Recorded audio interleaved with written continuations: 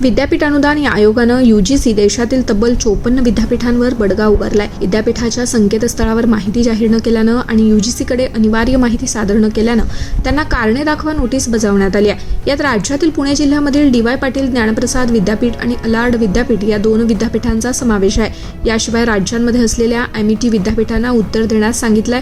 देशभरातील 3 विद्यापीठ अनुदान आयोगाच्या 1956च्या कायद्यातील 13व्या कलमानुसार देशातील सर्व राज्य तसेच खासगी विद्यापीठांना UGC कडे अनिवार्य माहिती सादर करण्याचे आदेश दिले आहेत। तसेच या माहिती विद्यापीठांच्या अधिकृत संकेतस्थळावर जाहीर करण्याचेही या कायद्यात नमूद केले आहे। विद्यापीठाच्या कुलसचिवांनी अधिकृतपणे प्रमाणित केलेल्या कागदपत्रांसह ही माहिती तपशिलांवर सादर करणं अपेक्षित आहे।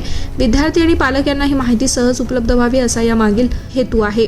आता शाळांमध्ये शिकवले जाणारे राष्ट्रीय स्वयंसेवक संघाचे धडे राष्ट्रनीती नावाचा विशेष पाठ्यक्रम UGCच्या कायद्यातील या तरतुदीकडे काही खासगी विद्यापीठांकडून सातत्याने दुर्लक्ष होत आहे। UGCने याबाबत ईमेल आणि ऑनलाईन बैठकांद्वारे सूचना दिल्या होत्या, तरी देशभरातील 54 विद्यापीठांनी कोणतीही माहिती सादर केली नाही किंवा आपल्या अधिकृत संकेतस्थळावरती उपलब्धही केली नाही। यामुळे UGCनं विद्यापीठांना नोटिसा बजावल्यात अशी माहिती UGCचे सचिव मनीष जोशी यांनी दिली आहे। UGCनं कारवाई केलेल्या विद्यापीठात राज्यातील पुणे जिल्ह्यातील डॉक्टर DY पाटील ज्ञानप्रसाद विद्यापीठ आणि अलार्ड विद्यापीठ या खासगी विद्यापीठांचा समावेश आहे। झारखंड, पंजाब आणि मध्य अमेठी प्रदेशमधील विद्यापीठांवर ही कारवाई केली आहे। मध्य प्रदेशातील अजीम प्रेमजी विद्यापीठ, बिहारमधील संदीप विद्यापीठ आणि पश्चिम बंगालमधील स्वामी विवेकानंद विद्यापीठांवर बडगा उगारण्यात आलाय।